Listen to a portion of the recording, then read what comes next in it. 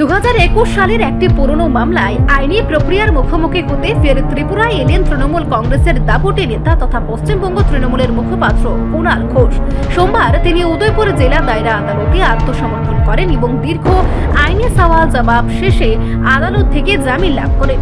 মূলত পশ্চিমবঙ্গ বিধানসভা উপনির্বাচন ও অন্যান্য রাজ্যের তৃণমূলের সাম্প্রতিক রাজনৈতিক পরিস্থিতির আবহে কুণাল ঘোষের এই ত্রিপুরা সফর রাজনৈতিক মহলে বেশ চর্চার বিষয় হয়ে দাঁড়িয়েছে।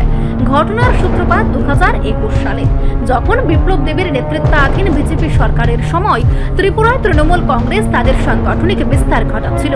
সেই সময় রাজধানী আগরতলায় আয়োজিত একটি জনসভায় বিতর্কিত মন্তব্য করার অভিযোগে কুণাল ঘোষের বিরুদ্ধে উদয়পুরের রাধাকিশোরপুর থানায় মামলা দায়ের করেছিলেন এক ব্যক্তি।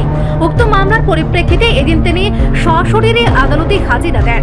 জামিন পাওয়ার পর সাংবাদিকদের মুখোমুখি হয়ে কুণাল ঘোষ জানান, রাজনৈতিক উদ্দেশ্যেই তার বিরুদ্ধে এই মামলা করা হয়েছিল, তবে আইনের প্রতি তার পূর্ণ শ্রদ্ধা রয়েছে এবং তিনি আদালতের প্রক্রিয়ায় সহযোগিতা করেছেন।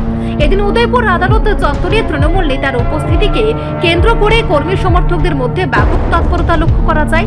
আইনি বাধা কাটিয়ে জামিন পাওয়ায় আপাতত স্বস্তিকে ঘাসফুল শিবির। রাজনৈতিক বিশ্লেষকদের মতে নির্বাচনের পরে এই সফর নিছক আইনি হলেও এর মাধ্যমে ত্রিপুরায় তৃণমূলের উপস্থিতির বার্তাটি ফের একবার স্পষ্ট হলো।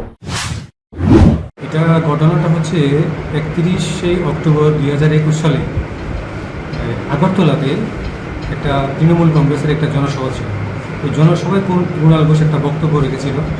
ওই বক্তব্যের কিছু বিষয়বস্তু নিয়ে এই কেসের যে বাদী, তার ধর্মীয় বিশ্বাসে আঘাত লেগেছে এই অভিযোগ জানিয়ে সে আরকেপুর থানায় একটা মোকদ্দমা করেছিল। তার পরবর্তী সময়ে পুলিশ তদন্ত করে সেটা চার্জশিট দাখিল করে। সেই কেসেই কুণাল ঘোষ আজকে এসেছিলেন। আজকে তার আমরা এখানে জামিনের দরখাস্ত করেছিলাম, তার জামিন হয়েছে।